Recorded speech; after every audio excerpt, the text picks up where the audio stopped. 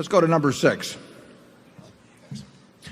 Hi, my name is Timothy Ferris. I'd like to touch on an earlier question about investing with small sums of money.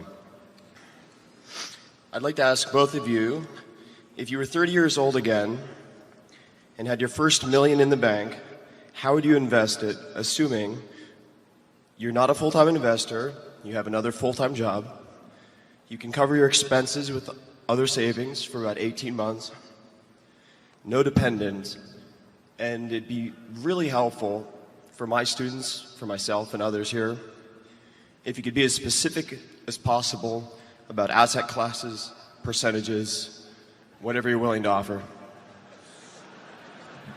Well, I'll be very simple.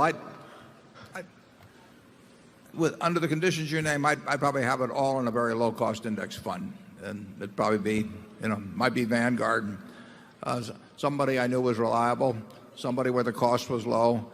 And because you postulated that you're not going to become a professional investor, I would recognize the fact that I'm an amateur investor.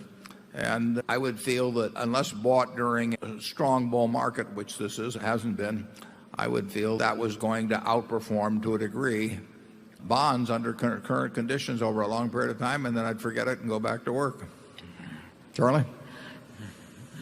Yeah, it's in the nature of things that you aren't going to have a whole lot of screamingly successful professional investors. You've got a great horde of professionals taking croupiers' profits out of the system, most of them by pretending to be professional investors. And that is in the nature of things too.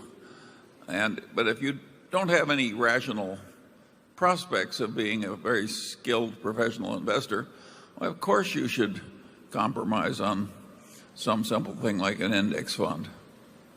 Yeah, and that you will not get that advice from anybody because nobody gets paid to give you that advice. And so you will have all kinds of people telling you how much better they can do for you than that, and how if you just give them a wrap fee or give them commissions or whatever it may be, that they will do better, but they won't do better. On average, if 1,000 other people like you do the same thing, that group of 1,000 will do worse if they listen to the people that make pitches at them. And in the end, why should you expect? I mean, you'll get a very perfectly decent return over a 30 or 40-year period by doing what I suggest. And why should you expect more than that when you don't bring anything to the party? The salesman will tell you that you'll get it, but you won't.